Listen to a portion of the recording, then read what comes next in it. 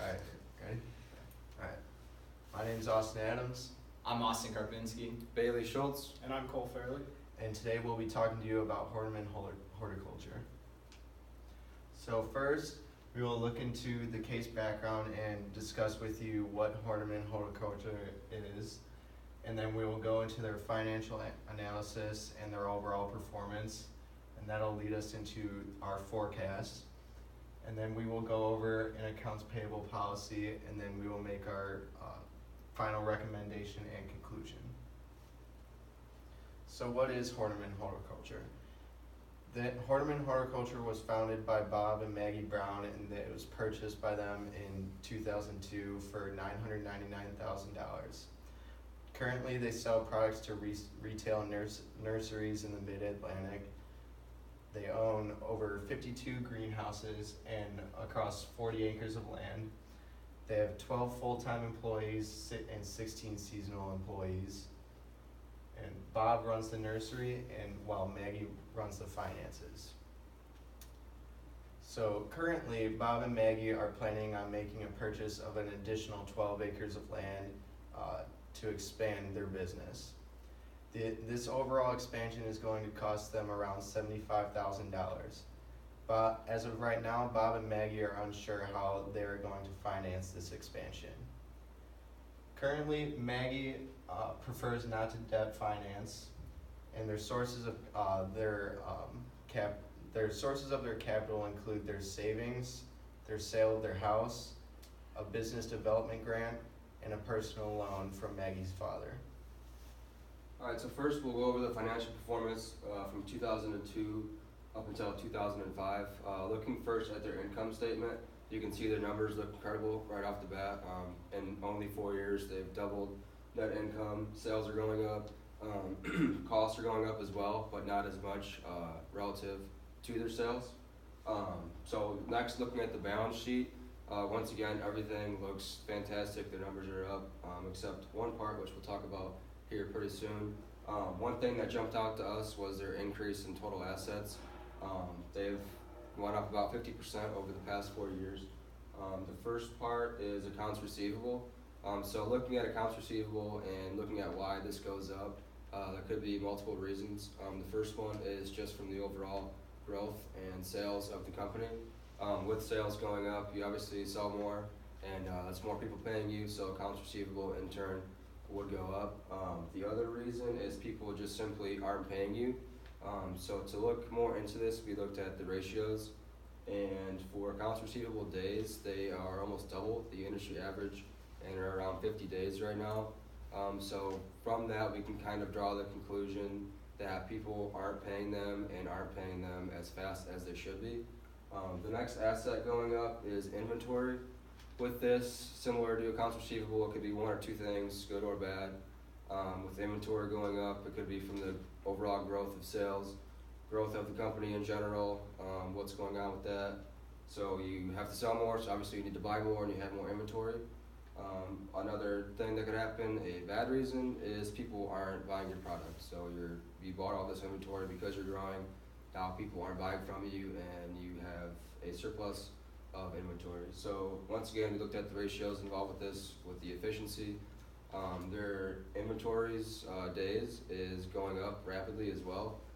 So what this kind of tells us is that they're not being as efficient with their inventory and not getting that out as quickly as they did before. So the big part of the balance sheet obviously is their cash problem. It's gone down almost 100% in 4 years. It's almost negative. We'll see soon in the forecast what's going on with that. But it's due in part to three main reasons. One is the borrowing policy from Maggie. As Austin said, she does not debt finance. So pretty much what the money they have is the money they spend. They don't borrow from banks.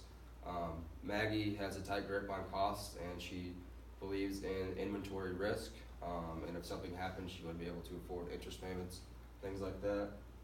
The second part is their accounts payable. We'll get more to the whole accounts payable policy here in a minute, but essentially she wants to take advantage of trade discounts, so the 2% within 10 days.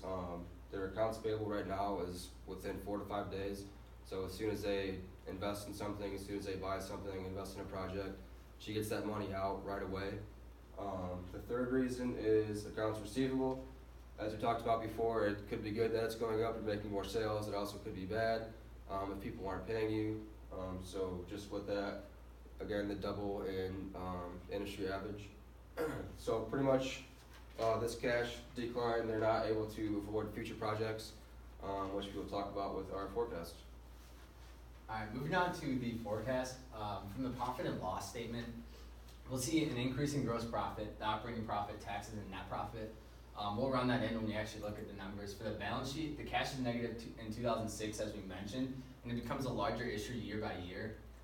The decrease in current assets, as well as net fixed assets, we'll touch on that. The large decrease in total assets is for a couple of reasons when we look at the numbers going down the line. The decrease in net worth, and then the financial ratios will be on the next page, where we'll see the increase in gross margins, the increase in return on the assets and return on capital, the receivable days, inventory days, as well as the payable days.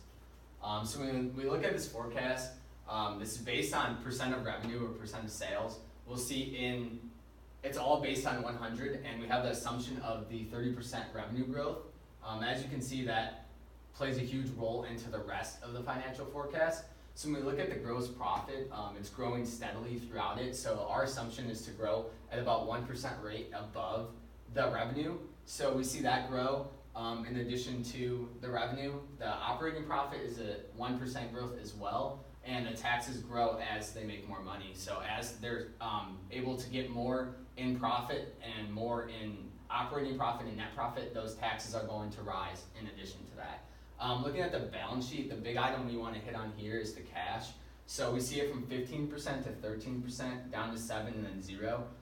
We have it forecasted as a negative 7% decline going into it. So we see about a negative $100,000 loss in 2006, a $250,000 loss in 2007, and about a $500,000 negative decline for 2008.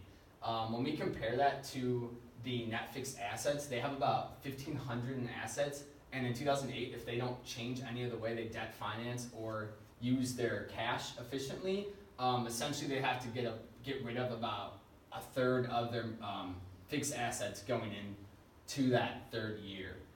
In addition to that, we see a decrease in the current assets as well as the total assets. When we look at that, that's just another issue with their cash, and they're not able to debt finance as well as they should be, so their assets are taking a hit in terms of that. When we look at their accounts payable, it's decreasing as well. The wages payable is kind of even. Their net worth is going down just because of their cash issue. It's all kind of correlates there when you see they have a lower net worth because they're not using cash as efficiently, and they get that added tax benefit from actually using their debt financing, which they're not currently using. Their capital expenditures here are kind of all over the place, going up and down, and their purchases stay about even throughout the forecast. Moving into the ratios, we see the revenue growth is about 2.9, 2.4, and then into the 12 and 15 range. Going for the forecast, we obviously have the 30% that was mentioned in the case, so that kind of changes a lot of the numbers in the past forecast, and it will kind of play into here as well. So when we look at the gross margin here, we're seeing it grow steadily throughout it, so we're predicting 54, 56, and then 58%. They're going to be growing a lot of that profit, but the revenue is taking a hit here and there. The operating margin is going to be increasing, as well as the net profit margin. As we mentioned earlier, the return on assets and return on capital will be increasing because of the increase in profits, but it wouldn't be increasing as much if they use debt financing a little bit more efficiently than they are currently. The receivable days are obviously one of the biggest things we have here. They're at 53 days, forecasted 56 and 59, while the benchmark is only at 21. We'll mention that a lot in our recommendations here in a little bit, but that's a big area of focus where we feel they need to kind of shift their ideas. The inventory days are going to steadily increase, obviously above the benchmark, and their payable days are a lot lower than the benchmark, so when we look at the rate of what they should be paying at and what they're paying at now, that comes into play with the debt financing and how they're not really being as efficient as they should with that to get that tax benefit. And then the turnover rate's kind of just going to predict it out to be the same way as it has been going currently. That brings us to the accounts payable policy. So the policy they currently have in place is that if they pay their suppliers back within 10 days, they'll receive a 2% discount. That Maggie really likes hitting on that. She likes getting that 2% discount. Although it is a strain on their cash right now, and cash is kind of the biggest issue with this company. They're running out, as we saw in the forecast, they're going to have way low amounts of cash. So if they pay back their suppliers at a later rate, they have 30 days to pay them back. Hopefully this can free up a little bit of cash for them. As a group, we would kind of advise them to abandon the policy in the short run because they need that cash freed up right now. If they get back to a more steady cash flow, maybe they could adopt that policy a little bit better, get more around that 10 range so they can get those discounts. Now kind of just our recommendations overall.